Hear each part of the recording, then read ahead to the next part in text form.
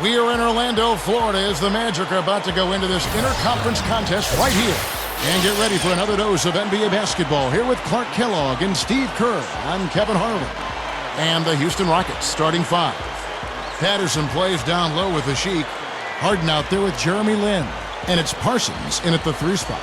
And for the Magic, Davis out there with a follow. And it's Vucevic. Then there's J.J. Redick. And it's Nelson in at the point.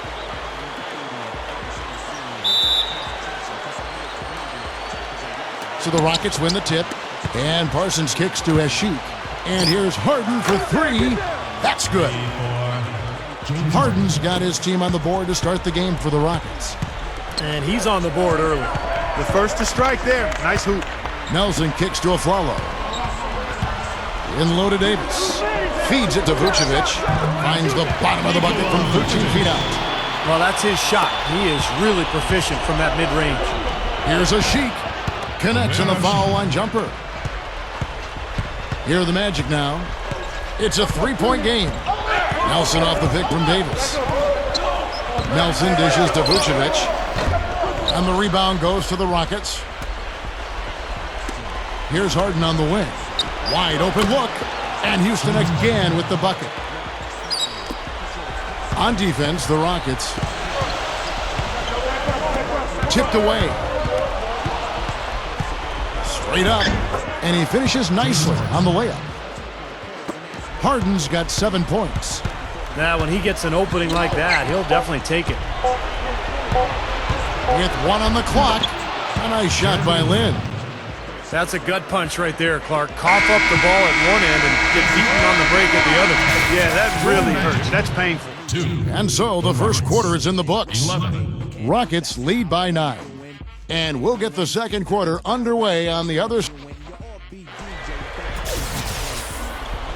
Well, not exactly a close game so far, but as the second quarter starts here, plenty of time for a comeback.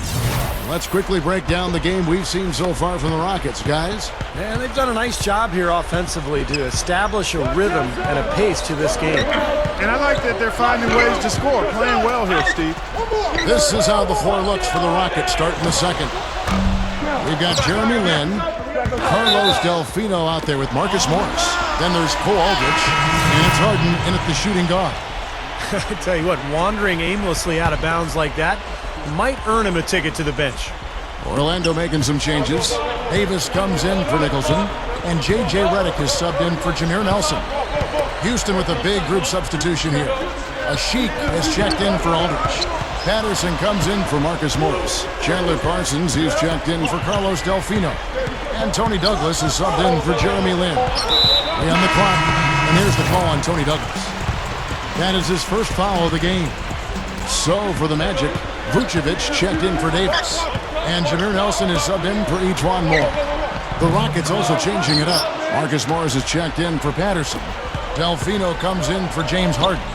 And it's Jeremy Lin in for Tony Douglas. Usually if he gets to the rim, he's converting it into points. But the defense stood tall there.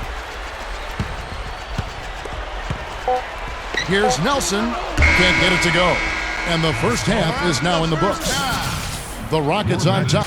And as we welcome you back, we begin our second half. So far, not a tightly contested game, guys, but, you know, anything can happen. We've seen James Harden playing a good game here. He's got 7 points, and he's come away with the steal, too. Well, when he's had the chance to be a factor defensively, he's taken it. You know, that steal was just another example of it. We've got Glenn Davis. Jameer Nelson is out there with J.J. Redick. Then there's Aflalo, and it's Vucevic in at the pivot spot, manning the middle. So that's the lineup on the floor for the Magic. The shot by Redick, no good. On defense, the Magic. They trail by 11. And Parsons gets it to go. Can't pass up that kind of look. We've got 28 seconds left to play in the third. Stolen by Jeremy Lin. And now it's Lin running. He can go all the way. And that one's good. And all 10 of their last points have come inside the paint, so defensively you've got to make an adjustment.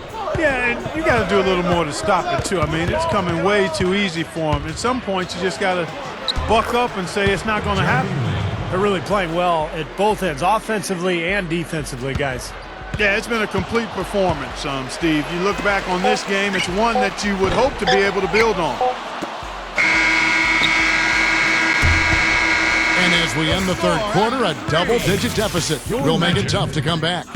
Rockets lead by 17. We're going to step aside for just a...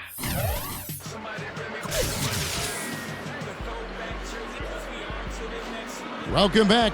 It's time for the fourth quarter and time to check in with the fourth member of our team, Doris Burke, to find out who had the Sprite uncontainable game. Doris? Kevin, our uncontainable game in this one, the stretch by the Rockets. They wanted to have a big presence on defense and be the aggressor, and it showed as they were all business in that first period. A big part of why they have the lead now. Great, thanks, Doris. And a very important turning point in this game was when they started to gather that steam and really started rolling, guys. Yeah, no question, Kevin. And that run changed the entire feel of this game. It wasn't just their offense that made it happen. The stops they were making defensively played just as big a role. And right at the start of that run, fellas, you could see the sudden injection of energy that went through the whole team. Then it was game on. Our fourth quarter action underway, presented by Gatorade, all fueled up and ready to go. Let's reset the lineups. Taking a look at the Rockets, we've got Cole Aldrich. Marcus Morris is out there with Carlos Delfino. Then there's Tony Douglas, and it's Cook in at the shooting guard position.